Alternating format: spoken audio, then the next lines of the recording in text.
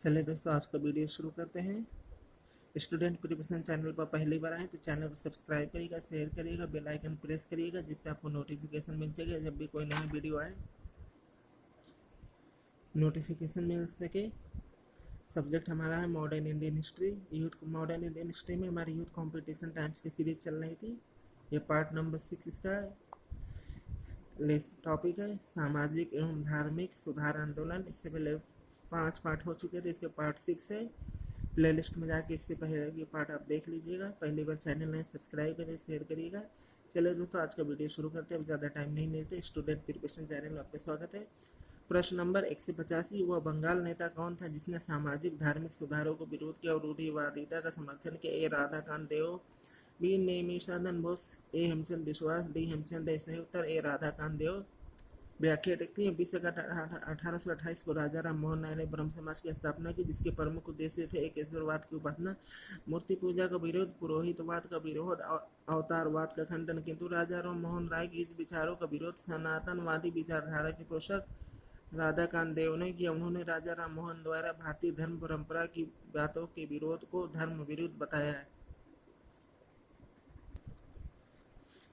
प्रश्न नंबर 186, इनमें से कौन से कथन सही नहीं है? ए 1829 में विलियम बेंटिंक ने सती प्रथा को कानून द्वारा अपराध घोषित किया। बी 1856 ईस्वी में सरकार ने कानून बनाया जिसके अनुसार हिंदू विधवाएं पुनर्विवाह कर सकती थी। सी 1875 ईस्वी में स्वामी दयानंद सरस्वती द्वारा आर्य समाज की स्थापना की गई। डी राजा राम मोहन राय सती प्रथा के समर्थक थे। इसका सही उत्तर ऑप्शन डी राजा राम मोहन राय सती प्रथा के समर्थक थे। इसकी व्याख्या देखते हैं। राजा राम मोहन राय ऐसे प्रथम शिक्षित व्यक्ति थे जिन्होंने सामाजिक कुरीतियों के विरोध में आवाज उठाई।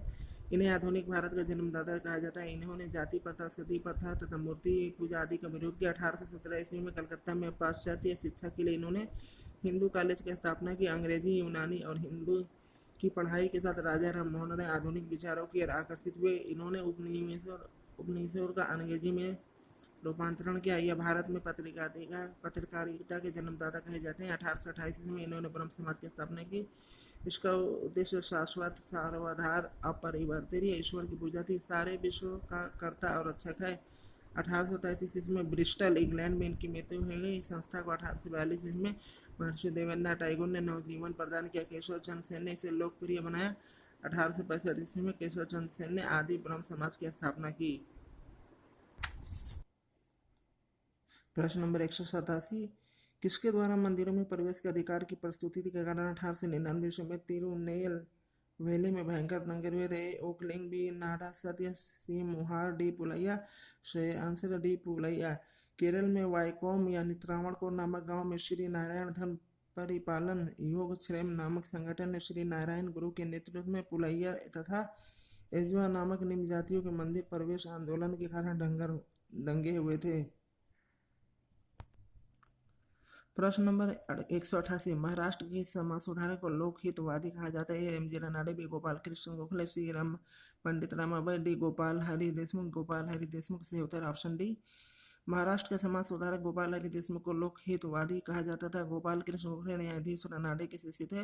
वे रानाडे को अपना आध्यात्मिक और राजनीतिक गुरु मानते थे। 1950 में गोखले ने सर्वेंट ऑफ इंडिया सोसाइटी की स्थापना की, जिसका उद्देश्य भक्त तैयार करना था। उनकी मृत्यु पर तिलक ने उन्हें भारत का हीरा, महाराष्ट्र का रत्न और देश सेवकों का राजा बतलाया। ब्रिटिश सरकार गोखले को एक छुपा हुआ राजद्रोही समझती थी। एमजी रानाडे को महाराष्ट्र का सुकरात तथा आधुनिक ऋषि कहा जाता था। रानाडे ने 1867 में पूना में पुनः सार्वजनिक सभा की स्थापना की, जिसका उद्देश्य जनता में राजनीतिक चेतना को जागृत करना एवं महाराष्ट्र में समाज सुधार करना आदि था। प्रश्न नंबर 189, लोकहितवादी उपागम किसे जाना जाता था? तो सही उत्तर ऑप्शन ए गोपाल हरि देशमुख को।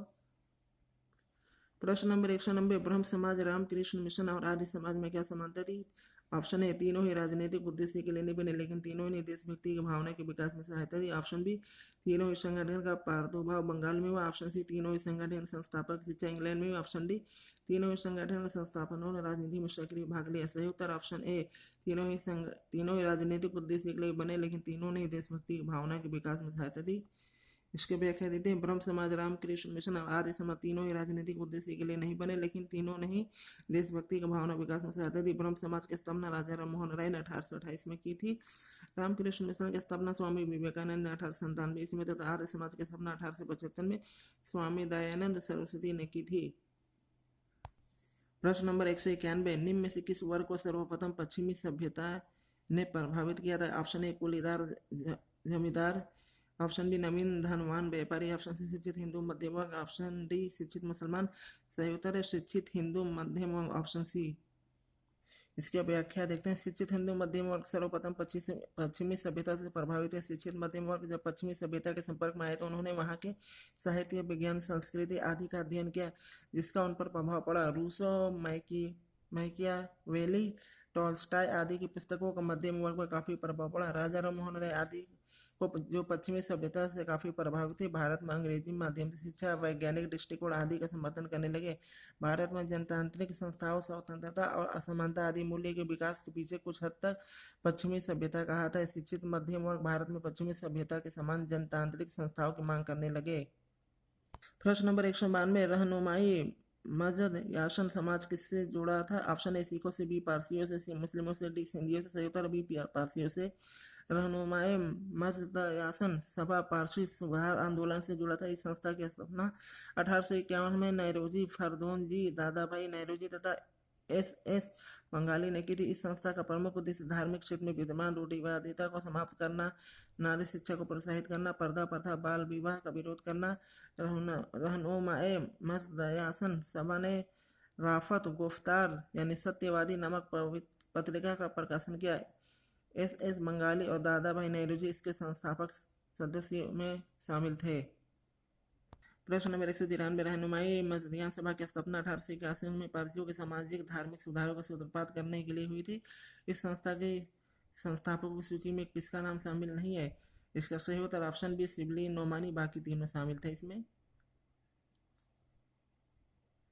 प्रश्न नंबर 194, निम्नलिखित में से कौन से बंगाली नाटक बहुविवाह प्रथा के विरुद्ध निर्देशित है? ए भानुमति चित विकास, बी कुलीन कुल सर्वस्व, सी विधवा विवाह, डी नव नाटक। सही उत्तर ऑप्शन बी कुलीन कुल सर्वस्व।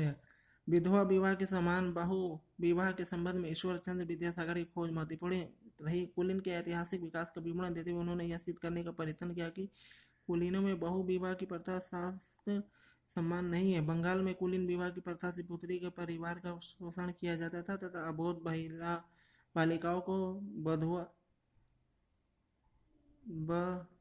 बहुआ अपने पति को देखने का अवसर प्राप्त नहीं होता था। समाज की इस मान्यता खंडित करने के लिए बंगाली नाटककारों ने महत्वपूर्ण भूमिका निभाई। जन जागरूकता के लिए कुल सर्वस्व नामक नाटक बहुविवाह प्रथा के विरुद्ध लिखा गया। प्रश्न नंबर 195, निम्नलिखित में से किस संगठन की स्थापना एन.एस. जोशी ने की थी? ऑप्शन ए सामाजिक सेवा समिति Bombay, option B Bharatiya Rashtriya trade union Congress, option C Seva Samiti Allahabad, option D Akhil Bharatiya trade union Congress. सही उत्तर option A Akhil Bharatiya trade union Congress. Narayan Malhar Joshi 20वीं सदी के प्रमुख श्रमिक नेता थे। 1919 में वे भारत सेवा समाज के सदस्य बने तथा कई वर्षों तक इससे जुड़े रहे। Bombay social service league, released pension and society, legal and society, Bombay presidency, social reform association आदि संस्थाओं से ये घनिष्ठ रूप से जुड़े थे। इन्होंने 1920 ईस्वी में अखिल भारतीय ट्रेड यूनियन कांग्रेस की स्थापना की तथा वो 1929 तक इसके सचिव थे।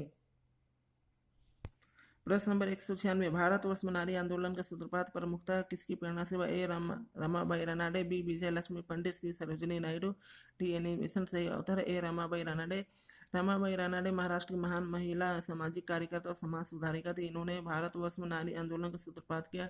1833 ईस्वी में इन्होंने ईसाई धर्म अपना लिया और जीवन भर महिलाओं की शिक्षा तथा उनके उत्थान के लिए कार्य किया। 1889 में इन्होंने विधवाओं तथा अन्य महिलाओं की शिक्षा के लिए शारदा सदन की स्थापना की। बेसहारा महिलाओं को आश्रय देते हुए मुक्ति सदन तथा पतित महिलाओं के लिए एक उदार गृह कृपा सदन की भी स्थापना की थी। प्रश्न नंबर 197, निम्नलिखित मुस्लिम नेताओं में से किसने स्वयं को मसीह दाऊद होने का मसीहा एवं भगवान कृष्ण अवतार होने का दावा किया? ए तीतू मीर, बी हाजी शरीयत उल्लाह, सी सर सैयद अहमद खान, डी गुलाम अहमद कादियानी, सही उत्तर है डी गुलाम अहमद कादियानी। अहमदी आंदोलन को कादियानी आंदोलन भी कहा जाता है। इसके प्रवर्तक मिर्जा गुलाम अहमद थे, जिन्होंने गुलाम अहमद कादियानी भी कहा गया। इन्होंने अपने आप को होने वाला मसीहा एवं कृष्ण का अवतार कहा। प्रश्न नंबर 198, महाराष्ट्र में आर्य महिला समाज की स्थापना किसने की? ए निबिसन, बी भगवानी निवेदिता, सी पंडित रमाबाई, डी सरोजिनी नायडू। सही ऑप्शन सी पंडित रमाबाई। इसकी व्याख्या देखते हैं। आर्य समाज की स्थापना 1875 में दयानंद सरस्वती ने की। महाराष्ट्र में संस्था को पंडित रमाबाई ने स्थापित किया। एनी बिसेंट का संबंध थियोसॉफिकल सोसाइटी से, जिसका स्थापना 1875 में ब्लॉक वस्तकी एवं कर्नल अलकाट ने न्यूयॉर्क में थी। इसका अंतर्राष्ट्रीय मुख्यालय मद्रास के अडयार में था। प्रश्न नंबर 199, जेईडी बेथुन गहरे ढंग से जुड़े हुए थे। ए पर्दा प्रथा उन्मूलन से, बी स्त्री शिक्षा जैसी विधवा विवाह से, डी दास प्रथा उन्मूलन से। सही उत्तर ऑप्शन बी स्त्री शिक्षा से। जेडीई बेथुन गहरे ढंग से स्त्री शिक्षा से जुड़े थे। स्त्री शिक्षा के संदर्भ में वास्तविक कार्य उन्होंने नहीं किया। इस शिक्षा परिषद के अध्यक्ष थे। इन्होंने 1849 ईस्वी में कलकत्ता में एक कन्या विद्यालय स्थापित किया। प्रश्न नंबर 200, निम्न में से कौन प्रार्थना समाज से संबंधित नहीं था? ए आत्माराम पांडुरंग, बी आर.जी. भंडारकर, सी एम.जी. रनाडे, डी देवेंद्रनाथ टैगोर। सही उत्तर है डी देवेंद्रनाथ टैगोर। बाकी तीनों जुड़े हुए थे। प्रार्थना समाज की स्थापना 1867 में महाराष्ट्र में केशव चंद्र सेन की प्रेरणा से हुई। इसके प्रमुख संस्थापक डॉक्टर आत्माराम पांडुरंग एवं महादेव गोविंद रनाडे थे। रनाडे का उल्लेख पश्चिमी भारत में सांस्कृतिक पुनर्जागरण के अग्रदूत के रूप में किया जाता है। आर.जी. भंडारकर इसके अन्य प्रमुख नेता थे। उपासना तथा सामाजिक सुधार इस समाज के दो मुख्य अंग थे। रनाडे ने शुद्धि आंदोलन भी प्रारंभ किया, जिसमें वैश्याओं, द्वारा नीति और मदपान विरोधी तथा विवाह में होने वाले फिजूल खर्ची के विरुद्ध आंदोलन चलाए गए। देवेंद्रनाथ टैगोर ने तत्वबोधिनी सभा की स्थापना की तथा ये ब्रह्म समाज के महत्वपूर्ण नेता थे। प्रश्न नंबर 2 से 1, सती प्रथा की समाप्ति का विरोध करने वाला भारतीय नेता कौन था? इसका सही उत्तर ए राधाकांत देव।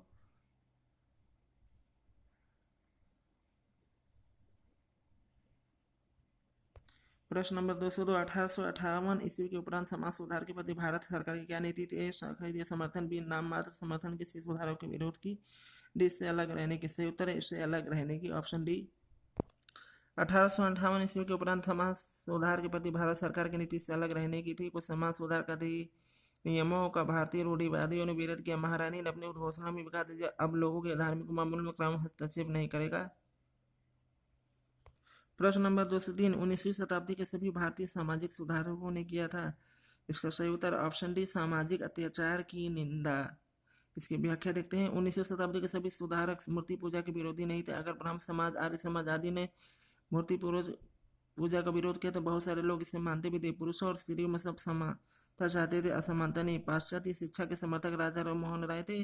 भारतीय शिक्षा की प्रणेता दयानंद सरस्वती थे, जिनका नारा था वेदों की ओर लौटे तथा इस तरह प्रथम 3 कथन गलत है। जहां तक असामाजिक अत्याचार की निंदा की बात होती, इस समय के सभी सुधारकों राजा राममोहन राय, दयानंद सरस्वती, ईश्वरचंद्र विद्यासागर आदि ने इसकी निंदा की और इन्हीं के प्रयास से सती प्रथा 1829 में, शिशुवध 1803, विधवा पुनर्विवाह 1856, सिविल मैरिज एक्ट 1872 आदि समाज से संबंधित अधिनियम पारित हुए। प्रश्न नंबर 204, 19वीं शताब्दी में विडो रीमैरिज एसोसिएशन का संस्थापक कौन था? ए राजा राममोहन राय, बी विष्णु शास्त्री पंडित, सी रमाबाई, डी गोपाल हरि देशमुख। सही आसन गोपाल हरि देशमुख। गोपाल हरि देशमुख पश्चिम भारत के महान समाज सुधारक थे। इन्होंने मराठी की मासिक पत्रिका लोकहितवादी का संपादन किया, जिसने विधवा, पुनर्विवाह तथा महिलाओं की सामाजिक स्थिति को ऊपर उठाने समर्थन किया तथा हर तरह से बाल विवाह, जाति प्रथा और दास्ता की निंदा की। इन्होंने अहमदाबाद में पुनर्विवाह मंडल यानी विधवा पुनर्विवाह एसोसिएशन की शुरुआत की। ये लोकहितवादी नाम से लोकप्रिय थे। इन्होंने क्रमशः मुंबई और पुणे में इंदु प्रकाश तथा ज्ञान प्रकाश नामक मराठी समाचार पत्रों का प्रकाशन में सहयोग दिया।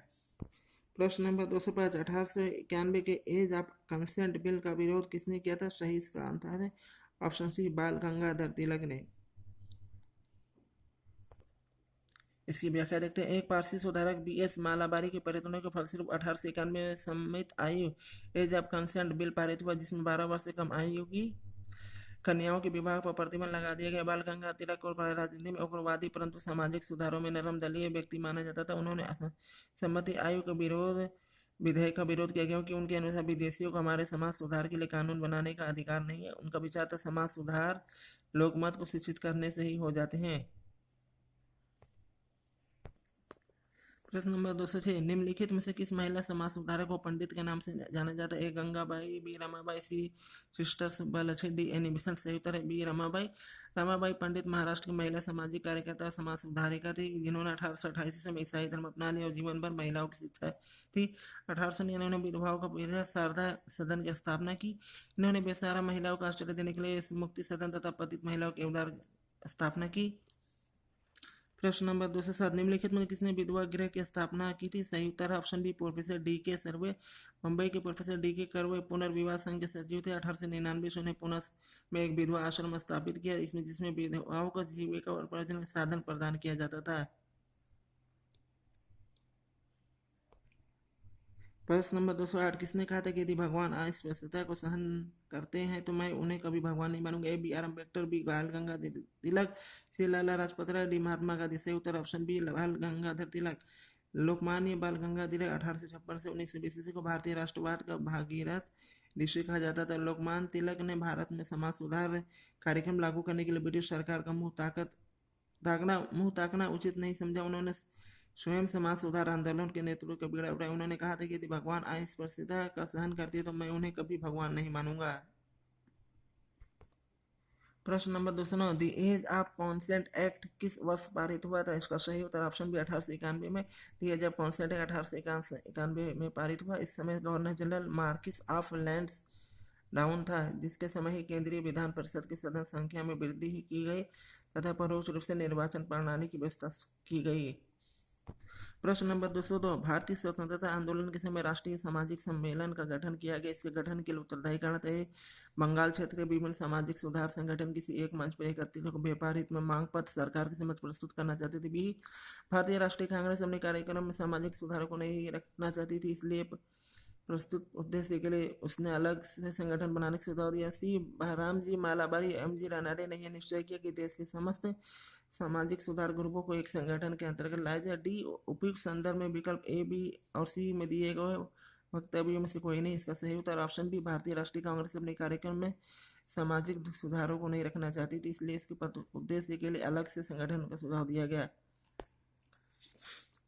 भारतीय स्वतंत्रता आंदोलन के समय राष्ट्रीय सामाजिक आंदोलन गठन 1887 ईस्वी में किया गया। कतिपय स्रोतों से यह ज्ञात होता कि सम्मेलन के गठन का कारण एम जी रानाडे तथा बहराम जी मालाबारी द्वारा निश्चय करना था कि देश के समस्त सामाजिक सुधार संगठनों को एक छत के नीचे लाया जाए, परंतु संघ लोक सेवा आयोग द्वारा इस प्रश्न का उत्तर विकल्प बी को माना गया है। प्रश्न number 11 200 MC Setalvad, B N Rao तथा अल्लादी कृष्णा स्वामी अय्यर प्रख्यात सदस्य थे। स्वराज पार्टी के भी all India national liberation federation के, श्री मद्रास लेबर यूनियन के, D servant of India society का। सही उत्तर option D servant of society India के। 1905 ईस्वी में पुणे में गोपाल कृष्ण गोखले ने सर्वेंट सेवा की स्थापना की, जिसका उद्देश्य भारत सेवा के लिए प्रचारकों को तैयार करना और संवैधानिक ढंग से भारतीय जनता के सचेतों को प्रोत्साहन देना। MC Setalvad, B N Rao तथा अल्लादी कृष्णा स्वामी अय्यर इस संस्था के प्रमुख सदस्य थे। चलिए दोस्तों, आज का वीडियो यहीं समाप्त करते हैं। पहली बार आप स्टूडेंट प्रिपरेशन चैनल पर चैनल सब्सक्राइब करिएगा, शेयर करिएगा, बेल आइकन प्रेस करिएगा, जिससे आपको नोटिफिकेशन मिल जाएगा। आज का वीडियो यहीं समाप्त करते हैं।